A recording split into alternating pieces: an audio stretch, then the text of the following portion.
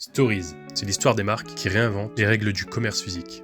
Là, l'idée, c'est de faire un petit podcast, etc., témoignages, retour d'expérience. Mais avant ça, peut-être l'idée, c'est qu'on se mette en phase. T'as peut-être pas tous les chiffres en tête, t'as plein de questions à poser, etc. L'idée après, c'est de faire une petite capsule vidéo. Bah, la cible, c'est des marques un peu comme la vôtre, responsables, qui se battent un peu pour l'environnement, etc. L'enjeu, c'est de trouver des nouveaux axes de développement économiquement viables, parce que c'est en trouvant des axes de développement économiquement viables qu'on va pouvoir mieux se développer et donc, in fine, mieux répondre à notre mission initiale qui est l'écologie, etc. Ouais.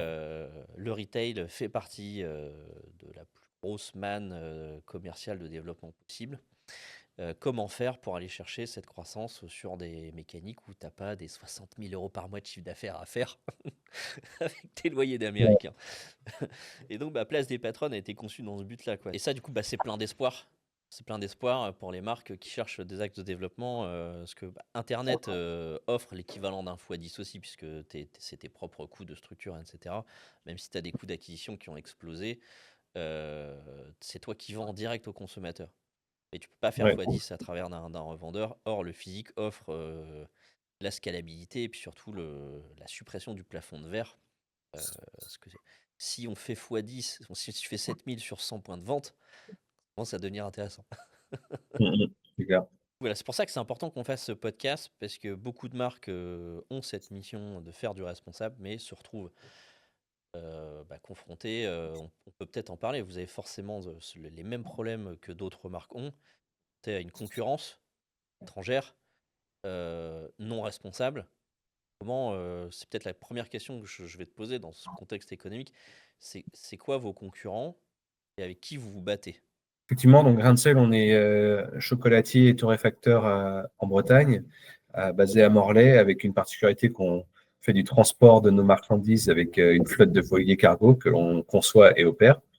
Ce qui fait qu'on est évidemment face, avec le chocolat et le café, une concurrence assez rude, notamment très gros acteurs internationaux. Et puis, de par notre positionnement, on est aussi face à des concurrents un peu plus spécialisés, plus des PME et en l'occurrence plutôt locales, donc françaises, qui ont une éthique prononcée.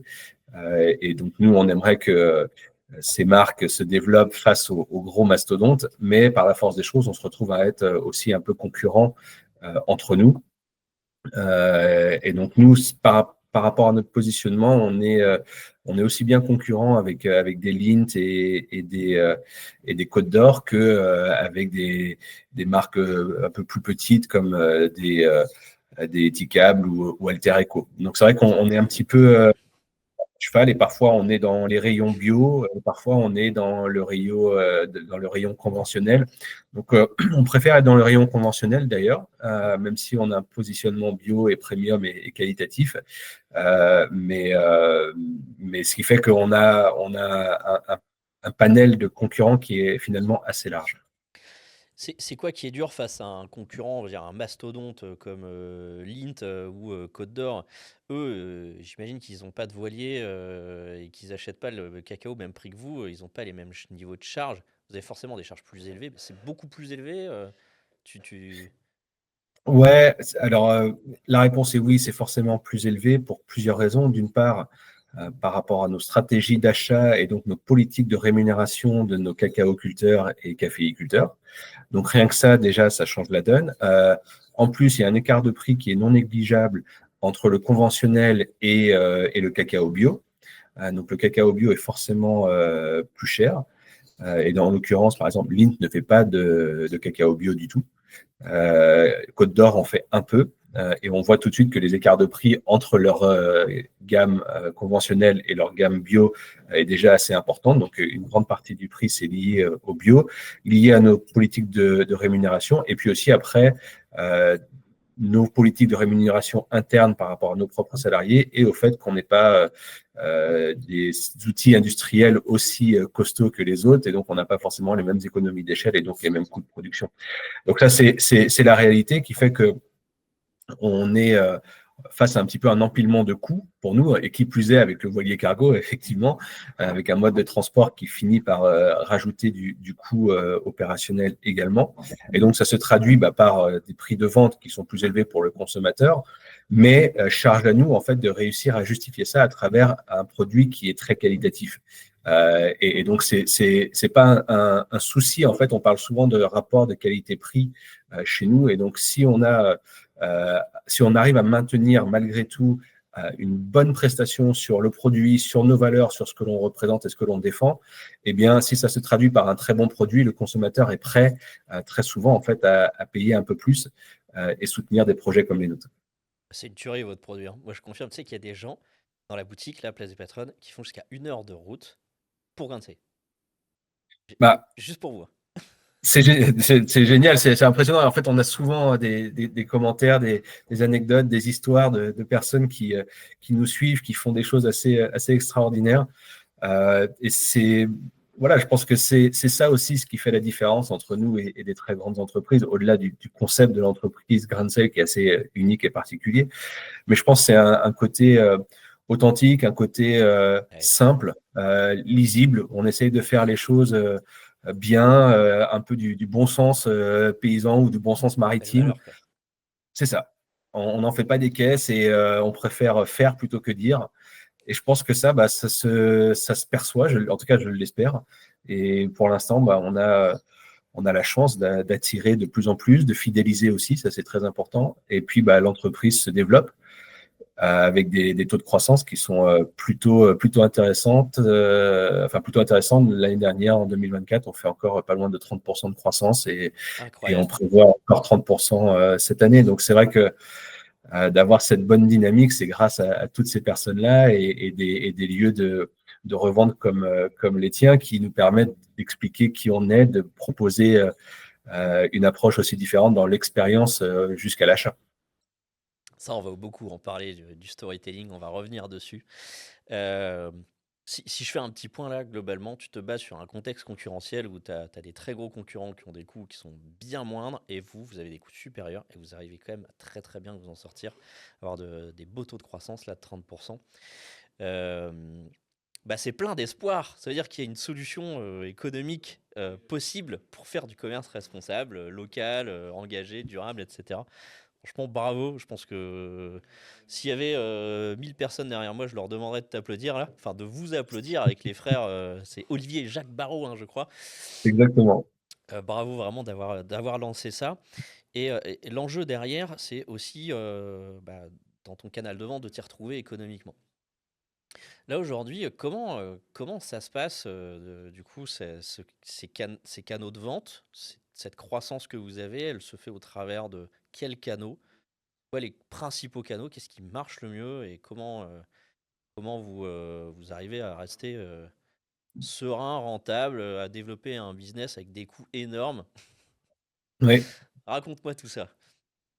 Alors, au niveau des coûts, juste vite fait, on reste une PME, on fait presque 14 millions d'euros de chiffre d'affaires en 2024, donc Waouh, on est vraiment petit, on est 80 et quelques personnes. c'est Il ne faut pas énorme. imaginer. Ouais, mais enfin, c'est très petit en fin de compte par rapport aux mastodontes qui Oui, sont en face de nous. mais c'est énorme. Mais voilà, on est une petite PME qui fait des choses. Et donc, nous, on a des investissements par rapport à la taille de l'entreprise qui sont proportionnellement assez surprenants. Donc, on a construit notre usine, donc notre chocolaterie, c'était presque 7 millions d'euros d'investissement. On a 2 voiliers cargo pour là aussi entre 12 et 15 millions d'euros de flotte maritime. Et donc, ça fait des investissements qui sont très conséquents malgré la relative petite taille de l'entreprise. Donc, comment on s'en sort? Oui, c'est par la dynamique commerciale, évidemment. La majorité de nos ventes proviennent des circuits de grande distribution.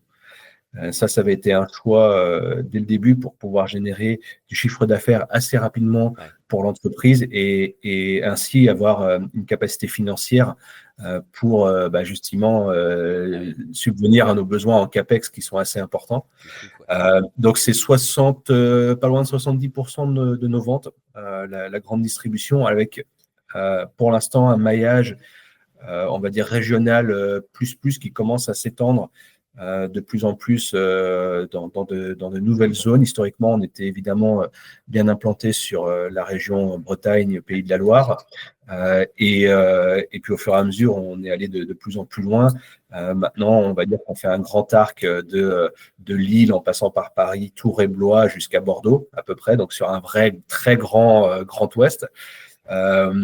Et puis, plus récemment, on a installé une petite équipe commerciale. Il y a 2 personnes sur la partie centre-est, donc Auvergne-Rhône-Alpes, Lyon, Grenoble notamment, qui ont été identifiés. Alors là, c'est un autre canal de vente pour nous qui est très intéressant, c'est la vente en ligne. Et donc, l'Isère notamment, Grenoble, était et est encore aujourd'hui le premier département de nos ventes en ligne. Ah ouais, incroyable. C'est Et là où ça, ils gagnent. bah ouais, ça a été une surprise pour nous parce qu'on est une entreprise qui met en avant le maritime, basé sur le littoral breton, et donc d'avoir une résonance aussi forte en Isère, au pied des Alpes, ça a été très surprenant pour nous. Et donc, ça a aussi dirigé des investissements de notre côté pour développer des canaux de vente en physique Et oui. et essayer de reprendre un petit peu ce que l'on percevait sur le digital. Ouais, il y a beaucoup de marques des DNVB qui font ça, c'est-à-dire qu'ils partent du web, ils analysent les secteurs de vente qui marchent le mieux et ils déposent leur retail dans les villes où tu as déjà une manne identifiée clairement de clients actifs déjà sur le web. Bah, et puis ce qu'on voit, c'est que ces nouveaux territoires qui sont relativement récents pour nous, ça fait que quelques mois, en fait, déjà surperforment par rapport à d'autres nouveaux territoires qu'on avait ouverts plus récemment. Donc, il y a vraiment une grosse demande. Donc, c'est effectivement une bonne stratégie de pouvoir convertir une analyse digitale avec après des stratégies physiques. Et donc, on sait que le marché est mature et nous attend. Donc, ce qui fait que pour nos commerciaux, c'est évidemment beaucoup plus agréable et plus facile pour travailler et développer un nouveau secteur. Et ce qui, pour l'instant, et c'est ce qu'on a vu d'ailleurs sur la Bretagne et sur la région parisienne, qui sont aussi nos 2 grosses locomotives. On a beau être, particulièrement en Bretagne, très bien distribué physiquement. Pour autant, on continue à faire beaucoup de ventes en ligne. Et donc, je pense que la même chose va se produire en centre-est, où c'est une zone où historiquement, on faisait beaucoup de ventes en ligne. Maintenant, on s'implante physiquement et les ventes en ligne vont quand même continuer à se produire, puisque on analyse ça en fait par des comportements d'achat qui sont différents. Et donc, ce sont des canaux qui sont complémentaires et non pas concurrentiels. Et Et oui. donc, ça, c'est aussi très intéressant pour nous. Ah oui. Donc, il y a le physique avec la GMS. Je peux rajouter au physique aussi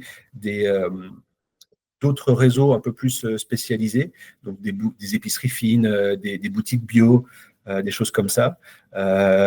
Évidemment, la vente en ligne. Et enfin, on a deux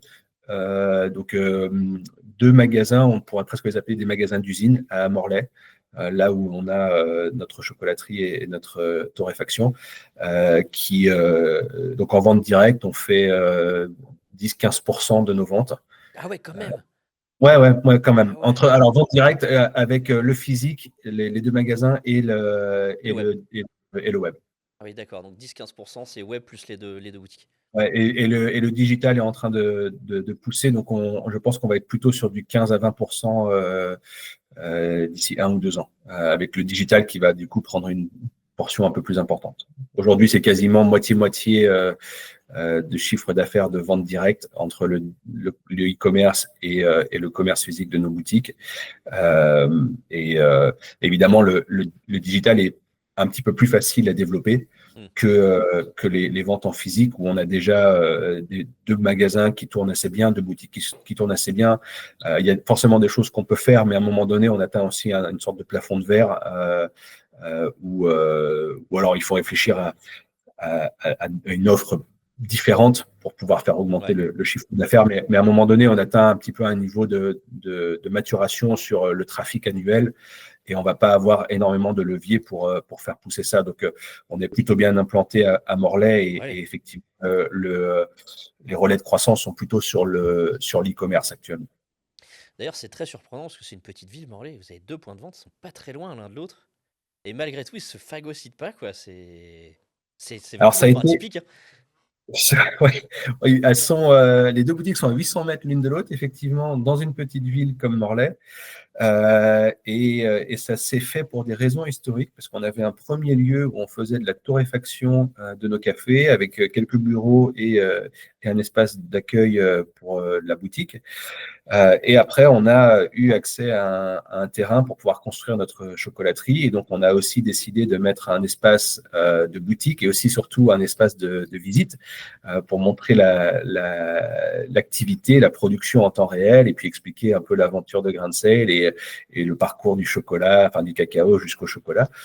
Et donc, on s'est dit, qu'est-ce qu'on fait? Sachant que le premier endroit est sur le port de Morlaix, donc sur la rade, un Magnifique. endroit qui est un peu emblématique et assez joli. Et donc, on ne voulait pas lâcher cet endroit. Et ce qu'on s'est dit, il y en a un qui est plutôt concentré autour du café, puisque c'est son activité historique. Et c'est un petit endroit aussi un petit peu plus intimiste, plus chaleureux. Et puis, l'autre endroit, la grosse chocolaterie, avec un espace qu'on a vraiment conçu pour optimiser l'expérience de la visite du consommateur, du client, et qui, elle, en l'occurrence, est beaucoup plus tournée autour du cacao et du chocolat. Et donc, on a réussi à scinder un petit peu le positionnement des deux boutiques. Et on va même plus loin actuellement. On a fait des travaux sur la petite boutique de torréfaction et on introduit un peu un coffee shop. Donc, on va encore plus loin dans l'expérience café, ce qui fait que ce sont deux boutiques qui coexistent et malgré les 800 mètres qui les séparent, et on pourrait imaginer que ça finirait par se cannibaliser potentiellement, eh bien, les deux, ce qu'on réalise, c'est un petit peu comme l'e-commerce et le commerce physique, ce sont des consommateurs différents. Et en fin de compte, elles sont assez complémentaires. Les deux chiffres d'affaires se tiennent. Et donc, il n'y a aucune raison de faire marche arrière aujourd'hui. Et typiquement, la petite boutique sur le port de Morlaix, c'est une clientèle qui est beaucoup plus locale, puisqu'en plus, on est très proche du centre-ville. Et donc, c'est plus du consommateur local, du réachat, puisqu'on va acheter son café plus régulièrement, etc. Et la boutique de la chocolaterie est plus pour les visiteurs, les touristes. On travaille aussi avec des professionnels du tourisme et des scolaires, des entreprises, etc. pour des visites organisées. Et donc, c'est une clientèle qui est différente et les deux boutiques coexistent très bien. Mais c'était un pari. Au début, on était un petit peu inquiets au début. On ne savait pas trop comment ça allait s'articuler et les deux ont pleinement trouvé leur position. Et donc, ça nous permet aussi d'ancrer de manière assez visible et évidente notre présence à Morlaix. C'est la magie du physique par rapport au web. Oui, carrément. Mais j'avoue que ça nous a fait quelques nœuds au cerveau au début quand on s'est dit on va avoir deux boutiques à 800 mètres, qu'est-ce qu'on fait? Et en fait, on s'en sort bien. On s'en sort bien. Mais je comprends ce que c'est vrai que ce lieu, il est magnifique. Allez voir sur internet là si vous nous écoutez, vous cherchez Grain de Sale Morlaix, vous allez trouver juste au bord du port là, c'est magnifique, c'est un lieu extraordinaire. Et en fait, on est juste au niveau de l'écluse de la rivière de Morlaix qui se jette dans la rade de Morlaix et la baie après. Donc, c'est un lieu super sympa et avec maintenant une approche un peu plus coffee shop, ça va donner aussi un lieu d'accueil un peu plus privilégié où les gens vont pouvoir rester un petit peu plus et profiter du paysage, de la visite, etc. Donc, on a hâte, là, ça ouvre la semaine prochaine, donc c'est imminent. Magnifique. Et du coup, pour boucler un petit peu sur les canaux de vente, la stratégie commerciale, là, on va parler un petit peu du coup de Place des Patronnes. C'est votre première boutique, parce qu'en fait, Place des Patronnes, au final, c'est un peu comme une boutique en propre. C'est votre première boutique à Lille, ou plutôt micro-boutique, parce qu'au final, Oui. potentiellement, ça aurait été une énorme prise de risque d'aller ouvrir en plein centre-ville de Lille une boutique Grain de Sale. Là, du coup, il y a une présence comme si c'était une boutique en propre. Qu'est-ce qui vous a fait venir à la base? Pourquoi c'était un sujet pour vous et pourquoi vous avez rejoint l'aventure Place des Patronnes? Alors, objectivement, en grande partie, c'est toi. Tout d'abord. Non, mais c'est vrai, parce qu'on se connaît, on a eu l'occasion d'échanger. Tu es venu plusieurs fois à Morlaix, on a fait des conférences ensemble. Et quand tu as présenté ton projet avec Place des Patronnes, tout de suite, ça m'a séduit. Puis toi, tu avais été très clair sur ta stratégie de sélection des marques que tu voulais en fait dans ce projet. Donc, donc tu m'as approché. Moi, j'ai été séduit assez immédiatement. On en a ensuite parlé avec notre directeur commercial. Et pareil, et donc bah, l'aventure est partie. Et après, bon, il y a d'autres raisons au-delà de ça, mais on croyait en fait fondamentalement en toi et en ton projet et ta capacité à traduire en fait cette vision que tu avais avec toute l'expérience et l'expertise que tu as. Et puis après, bah, objectivement, la région et l'île en particulier est un endroit qui nous intéresse, nous, en termes de développement géographique, en particulier parce qu'on a un projet d'implantation avec une chocolaterie, une torréfaction à Dunkerque. Donc, on a depuis maintenant un an à peu près une équipe commerciale qui est implantée sur la région nord. Et donc, voilà, ça faisait aussi sens. Et je pense que si tu nous avais dit, je sais pas, j'installe un truc à Strasbourg, on n'aurait peut-être pas été autant intéressés. Il y avait un Et donc, double intérêt, quoi. donc, ça collait bien. Et puis, bah, enfin, ce qui nous a séduit vraiment, c'est qu'on analyse sur la difficulté de raconter une histoire en retail physique. Et tout particulièrement des histoires comme les nôtres où il y a vraiment des belles choses à raconter avec une profondeur au niveau des valeurs, de l'histoire, de la cohérence du projet. Et c'est vrai que bah, tes outils, ta façon de développer ce lieu de vente nous permettait de un peu aussi, nous, j'ai envie de dire, tester d'autres façons de faire et faire aussi de l'apprentissage et peut-être essayer de trouver des façons d'incorporer ça derrière dans d'autres canaux de vente physique. Je fais une petite parenthèse pour ceux qui nous écoutent, parce que tout le monde ne connaît pas forcément Grand Sale. Et j'ai découvert d'ailleurs dans la boutique, il y a beaucoup de gens qui ont découvert Grand Sale, qui passaient par là et qui ne connaissaient pas votre marque. Et c'est vrai que l'histoire, elle est extraordinaire. Grand Sale, c'est des graines de cacao qui sont en République dominicaine, dans des forêts gérées en agroforesterie. Donc c'est vraiment l'inverse de la culture intensive du cacao, avec beaucoup de respect, etc. Donc déjà, de 1, la matière première, elle est ouf.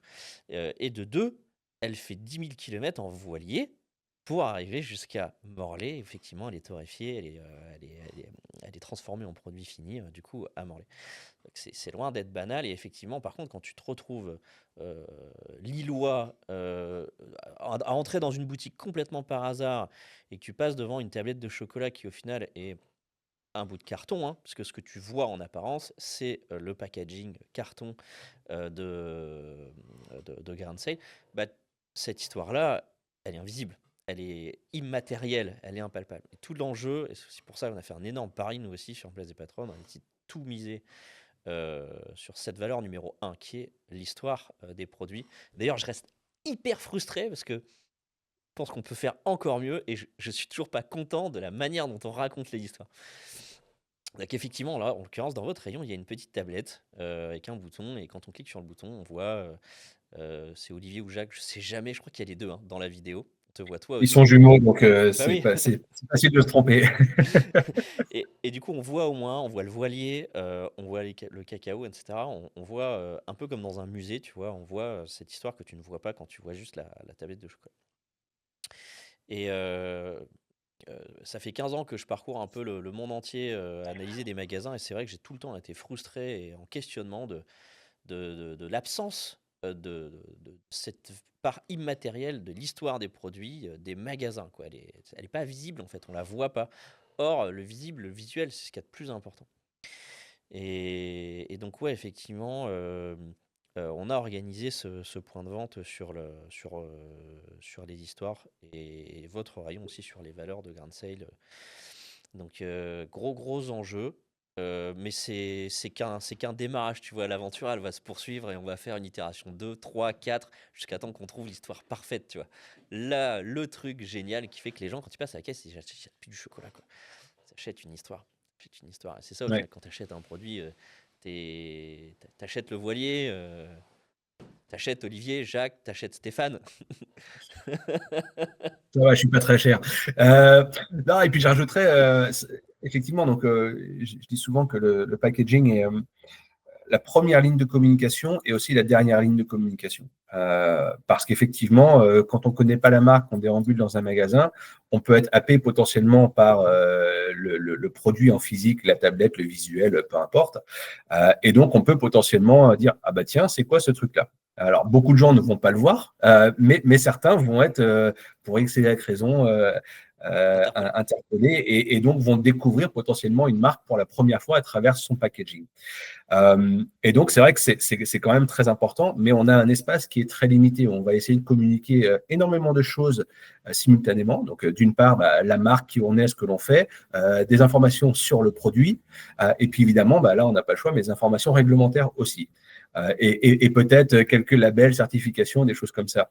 Donc, c'est vrai que dans un espace très limité, on doit essayer de faire beaucoup de choses. Et quand la personne ne connaît pas, faut essayer de, malgré tout, tenir l'attention et puis donner envie de consommer le produit, etc. Et puis, c'est effectivement aussi si quelqu'un nous connaît, peut-être qu'ils nous connaissent pas intimement, ils nous connaissent un petit peu, ils ont pris la tablette parce qu'ils la trouvaient sympa dans le magasin, et puis c'est au moment de l'ouvrir, c'est au moment à la maison ou au bureau où ils vont la déguster, que là, ils l'ont entre les mains à nouveau, et peut-être, c'est pas toujours vrai, mais peut-être qu'ils prennent quelques secondes pour regarder, au fait, c'est quoi ce que j'ai pris. Et donc là, on va pouvoir avoir un moment un petit peu privilégié pour raconter quelque chose d'autre. Mais encore une fois, on est absolument limité par l'espace qui nous est imparti. Donc ça, c'est tout l'enjeu. Donc évidemment qu'il y a beaucoup qui passent par le packaging, mais c'est infiniment petit par rapport à l'ampleur de tout ce que l'on pourrait raconter. Et donc l'enjeu, et c'est ce qu'on essaye de faire, c'est évidemment de donner envie, d'une part, de déguster le produit, et d'autre part, peut-être d'aller se renseigner, d'aller visiter notre site, d'aller regarder, pourquoi pas, des vidéos sur YouTube, etc.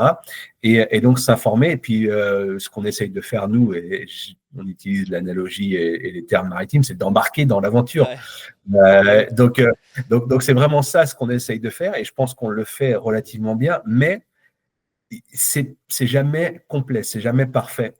Et donc, avoir des outils comme toi, tu les as conçus pour Place des Patronnes, effectivement, permet d'aller beaucoup plus loin dans cette première intention d'appel, on va dire, d'attraction de l'attention vers un produit et un projet qui est assez différent, Ouais. et donc à condition de prendre le temps et de le voir. Et donc là, on a effectivement des nouveaux moyens qui sont à disposition, donc c'est super. D'ailleurs, j'ai vu dans une de vos dernières implantations dans une grande surface en Bretagne, vous avez rajouté une télé.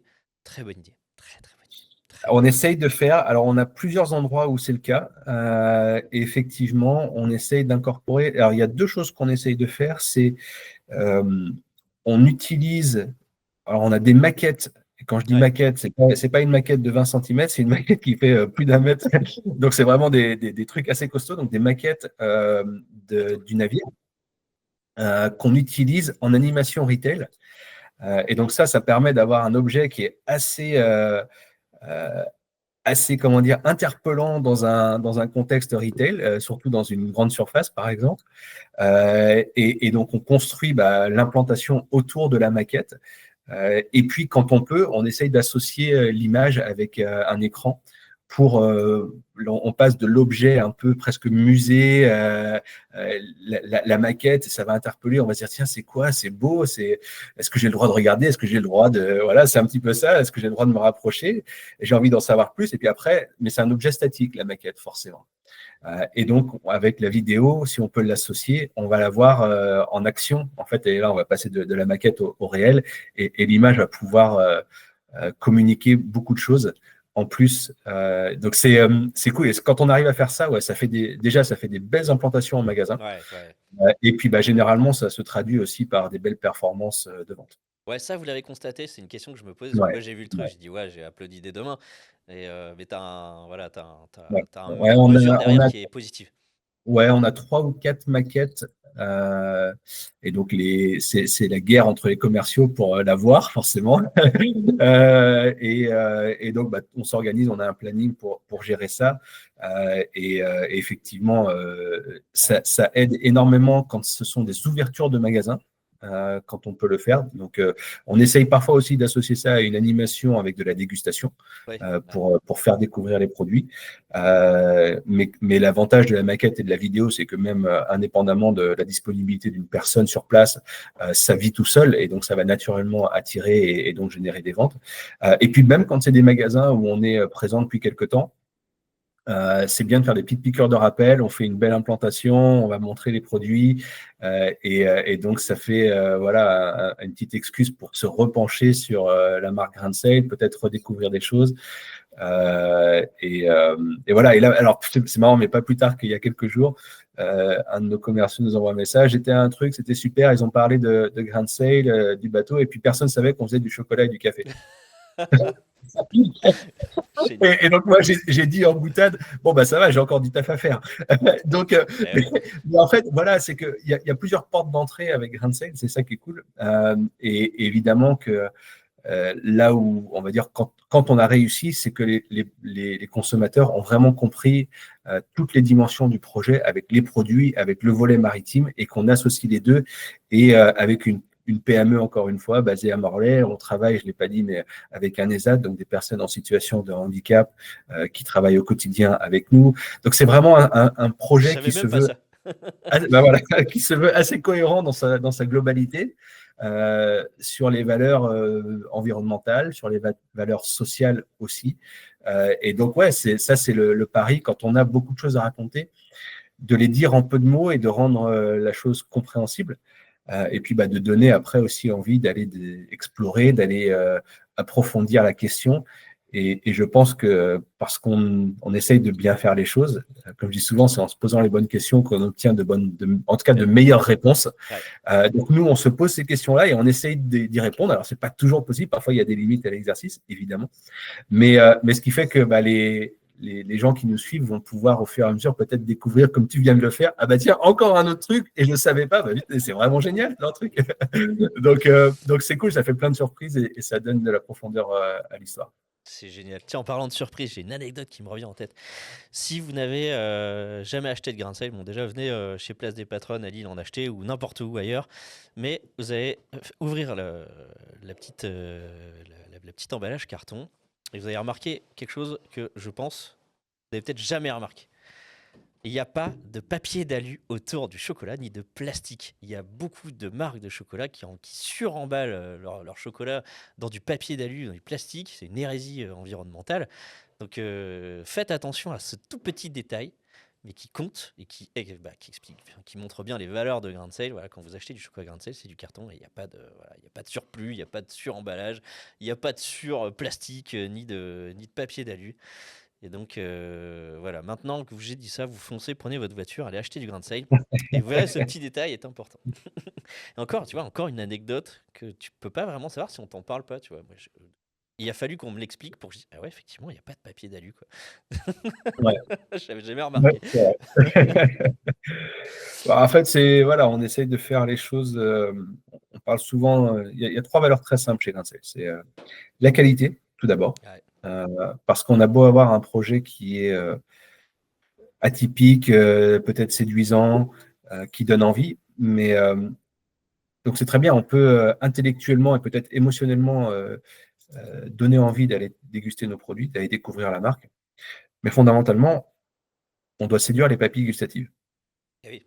La pire chose qui puisse nous arriver, parce qu'on est une entreprise agroalimentaire, au-delà d'être une entreprise maritime, on est une entreprise agroalimentaire, et donc la pire chose qui puisse nous arriver, c'est génial leur projet, mais c'est pas bon. Ouais, c'est vrai. Et là, on a tout perdu, il n'y aura pas de réachat, et les gens vont dire, si seulement leurs produits étaient bons, je les achèterais. Et donc, c'est vrai que la première qualité avant tout, enfin la première valeur chez nous, avant tout, c'est la qualité. Donc la qualité, c'est le sourcing, tu en parlais un petit peu, c'est le bio, c'est la maîtrise de nos outils de production, c'est élaborer des recettes avec des spécialistes, des maîtres chocolatiers en interne pour avoir les meilleurs produits possibles. Et puis après, c'est l'aventure. Donc l'aventure, évidemment, symboliquement représentée par le maritime, mais aussi c'est une aventure humaine, une aventure d'entreprise. Et on essaye, dans le mot aventure, c'est aussi ceux qui prennent un peu des risques. Et l'audace, c'est faire les choses différemment. Et donc c'est là, par exemple, où on va pouvoir retrouver ce packaging qui est un petit peu différent aussi de ce qu'on va retrouver dans le marché. Et puis la dernière valeur, c'est toute simple, c'est évidemment le développement durable avec les oui. 3 piliers, l'économique forcément, mais surtout le social et l'environnemental. Euh, je te tends une perche. J'ai entendu dire que tes commerciaux se battaient pour avoir une maquette et éventuellement des animations. Tu sais, si jamais à Lille, tu veux faire une animation avec une maquette, de la dégustation, sache que ça marche très bien. En fait, l'une des difficultés de Place des Patronnes, c'est qu'on n'est pas revendeur en fait. Un revendeur, en fait, vous confiez 100% du job de la vente du coup au revendeur. Là, c'est une mécanique un peu différente, c'est-à-dire que c'est comme si le métier de la vente était sous-traité. Et donc le sous-traitant, du coup, fait le métier théorique de ce que fait un distributeur. Mais plus la marque fonctionne, effectivement, plus les bénéfices sont importants pour la marque, puisqu'in fine, c'est des charges fixes. Et là, ce qu'on a constaté, c'est qu'il y a certaines marques qui s'investissent et qui ont constaté qu'en venant un samedi, boum, du coup, je fais 600 euros si je viens juste un samedi parce que je fais une émission, 600 euros de plus. Du coup, c'est un conseil que je vous donne. Tu as entièrement raison. Non, non, mais absolument. Et là, j'en parlerai avec l'équipe commerciale et en particulier la commerciale qui est basée à Lille. Et effectivement, c'est très pertinent. Le défi que l'on a de manière générale, et c'est ça la grosse différence entre, par exemple, le digital et le physique, c'est que on a j'ai envie de dire presque des milliers de magasins. On Ah oui. n'est pas loin, on n'est pas loin de 2000 magasins, lieux de revente. Donc c'est vrai que ça fait beaucoup. Et donc le défi est toujours d'organiser un petit peu les Bien sûr, attentions et voilà. En fait, on a quelques outils, on peut pas les déployer partout simultanément. forcément. Versus en ligne où on peut faire un truc et le pusher pour tout le monde. Là, c'est beaucoup plus facile.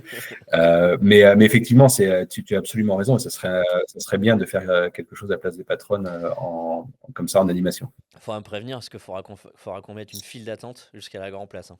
Parce que, à mon avis, si on fait un truc comme ça, On peut privatiser la Grand Place, c'est possible. tu sais, on a déjà eu des files d'attente, hein, à l'ouverture, mais là, à mon avis, si vous faites un truc avec Grand Sale, il y a moyen. Avec grand plaisir. Tiens, je profite, je t'annonce 2 petits axes de recherche qu'on va tester, là, développer avec Place des Patronnes, qu'on n'avait pas encore fait avant.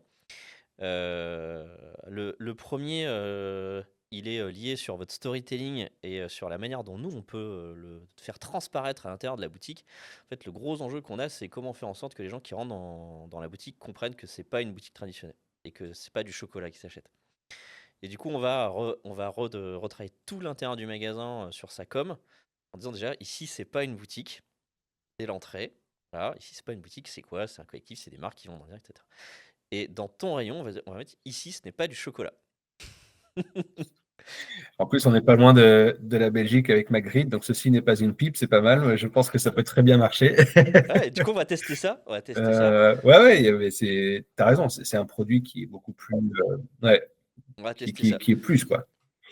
Puis là, je pense qu'on est dans des biais cognitifs un peu marrants, qui attirent la curiosité, qui choquent un peu, et forcément, ça pique, tu vois, t'as envie d'en savoir plus. Et l'idée, c'est de comment sublimer votre histoire, en fait, comment donner encore plus envie de capter l'attention, tu parlais de ça. C'est vrai sur le web, c'est encore plus vrai en physique. Comment emmener les gens dans l'envie de consommer l'histoire. Parce qu'elle est belle, cette histoire, tu vois. Il faut donner envie d'appuyer sur le bouton. Nous, on va avoir un autre problème, c'est que les gens, ils vont rester 2 heures en magasin. Ouais, bon, après, s'ils achètent beaucoup, pourquoi pas, mais, mais tu risques d'avoir un problème de flux. Ouais. Le deuxième test qu'on va tester, on va le tester avec une marque ce mois-ci, je l'espère. C'est dans nos priorités ce mois-ci. C'est un live en magasin. Alors, un live où, en fait, c'est la marque qui peut pas être physiquement présente va faire l'équivalent d'un live TikTok, sauf que ça sera physiquement en magasin. Donc il y aura un écran géant à l'entrée du magasin, avec la Super. personne qui est en train de faire son live, de faire sa démonstration. Là, c'est une personne qui fait des sacs en macramé, qui a un talent extraordinaire. Et on va tester ça, tu vois. Je suis pas sûr que ça ait déjà été testé. Mais pareil, si c'est un truc qui peut éventuellement vous intéresser, tu sais, petite visite de l'usine et tout, t'emmènes les gens en live, comme un live TikTok au final. Sauf que l'audience, c'est, là en l'occurrence, une boutique. Bon, quand il y en aura une centaine, ça sera peut-être différent. Mais on va tester ça, tu vois. Ouais, Histoire bah, de, carrément, moi, j'adore. Histoire d'en faire un rendez-vous aussi, à dire bah voilà, ce samedi, il y a Grain de Sel qui vient, vous pourrez poser vos questions pendant de telle heure à telle heure, avec en exclusivité la visite de l'usine à 14h30, comment c'est fait, les secrets de fabrication, et pourquoi pas un envoyé spécial en République dominicaine et encore un autre sur le bateau. Ça serait top. Ah, là, t'as du monde qui vient, là, t'as du monde qui vient. En tout cas, voilà, on va chercher, voilà, on va trouver de toute façon. Il faut qu'on trouve, si on veut aider les marques responsables à bien se développer pour faire un monde meilleur, il faut qu'on trouve la bonne manière de faire de toute façon.